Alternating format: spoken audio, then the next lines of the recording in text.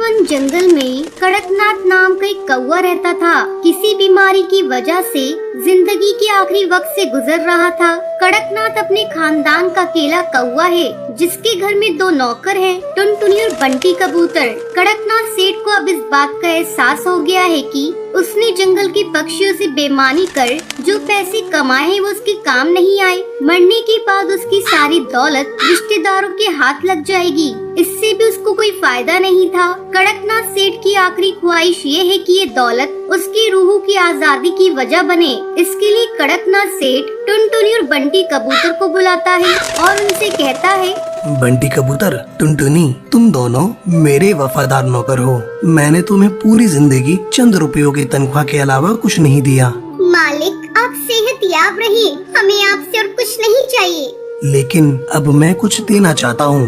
क्या मालिक? मैं अपनी दौलत तुम दोनों में से किसी एक के नाम करना चाहता हूँ, लेकिन उसकी एक शर्त है। शर्त? मैं कुछ समझी नहीं मालिक। आज दिन भर तुम दोनों अपनी अपनी समझ के मुताबिक भलाई और नेकी का काम करो और शाम को आकर बताओ। मुझे जिसकी नेकी बेहतर लगेगी मैं अपनी जायदाद उसके नाम करूँगा। टुनटुनी और बंटी कबूतर कड़कनाथ सेठ की बात सुनकर हैरान होते हैं और दोनों सोचते हैं कि ऐसा क्या काम करें जो कड़कनाथ सेठ को पसंद आ जाए। अगली रोज सुबह होते ही टुनटुनी और बंटी कबूतर नेकी और भलाई का काम करने के लिए घर से निकलते हैं। टुनटुनी अभी तक ये नहीं सोच पाई कि उसे भलाई के नाम पर क्या करना है, लेकिन बंटी कबूतर के दिल में दौलत हासिल करने के लालच ने उसे नेकी के कई काम सुझा दिए हैं। बंटी कबूतर सबसे पहले मंदिर में चंदा देता है, मंदिर के बाहर बैठे गरीब पक्षियों को भी रुपए पैसे से मदद करता है, अस्पताल में जाकर जख्मी पक्षियों को दवाइयाँ खरीद कर बांटता है, जंगल के पुराने स्कूल की मरम्मत करवाता है। टुनटुनी ऐसे ही किसी नेक काम के लिए घर से निकलती है। उसे रास्ते में एक गाय मिलती है जो कचरे के साथ पॉलिथीन खा रही थी।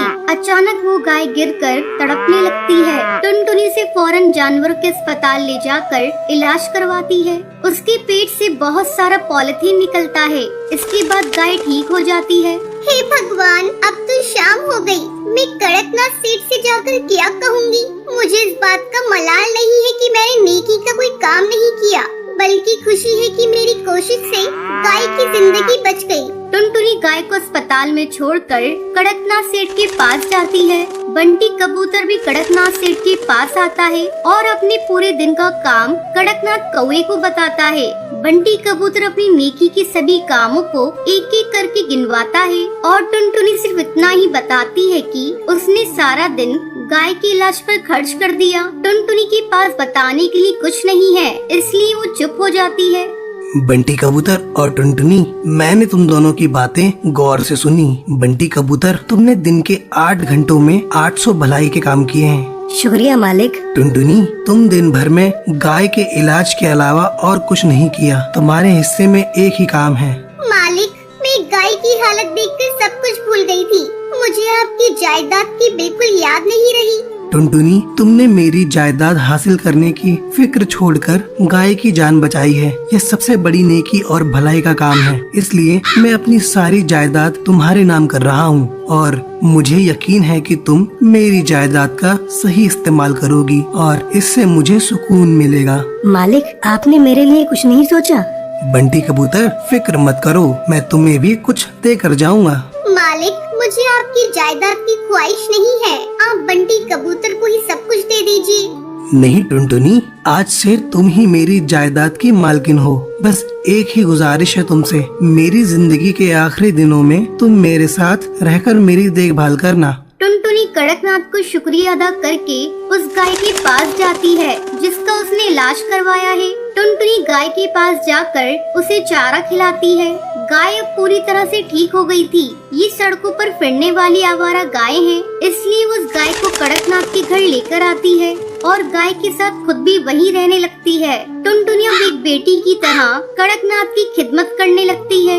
वक्त पर दवाई और खाना पीना देती है, गाय का ताज़ा दूध पिलाती है। टुनटुनी, तुम मेरी कितनी खिदमत करती हो, कभी आराम भी कर लिया करो। टुनटुनी, आज से तुम मुझे अब्बू जान कहोगी। ठीक है अब्बू जान, जब तक आप पूरी तरह से दुरुस्त नहीं हो जाते मैं आराम नहीं करूंगी। टुनटुनी की खिदमत के सामने यमराज को भी झुकना पड़ा और कुछ ही रोज में कड़कनाथ बीमारी को शिकस्त देकर सेहत याब हो जाता है। टुनटुनी बेटी, अब तो डॉक्टर ने भी कह दिया है कि मेरी पूरी तरह सेहत दुरुस्त है। यह तुम्हारी वजह से मुमकिन हुआ है। नहीं अब्बू जान, आपकी दुरुस्त होने में दवाइयों के साथ गाय के दूध का भी करिश्मा है। हाँ बेटी, गाय के दूध ने मेरे जैसे बीमार के लिए जड़ी बूटी का काम किया है, बेजान जिस्म में जान डाल दी है। हाँ अब्बू, जब एक गाय ये करिश्मा कर सकती है तो हजारों लाखों गाय इस मुल्क को बदल सकती है। टुनटुनी, गाय हमारे लिए ऊपर वाले की नेमत है। आज से हम अपनी जिंदगी और दौलत गायों की खिदमत में लगाएंगे। कड़कनाथ सेठ और टुनटुनी मिलकर गाय की खिदमत को ही अपनी जिंदगी बना लेते हैं।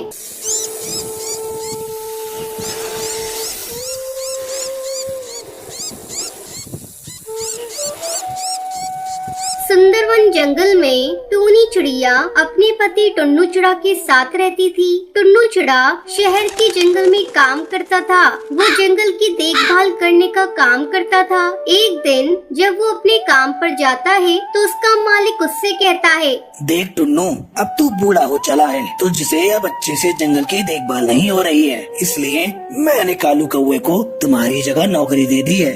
टुन्नू चिड़ा निराश मन से अपने घर लौट आता है। जब टोनी चिड़िया टुन्नू चिड़ा को उदास देखती है तो उससे पूछती है, क्या हुआ जी, आप क्यों उदास हैं और इतनी जल्दी आप काम से वापस कैसे आ गए? टुन्नू चिड़ा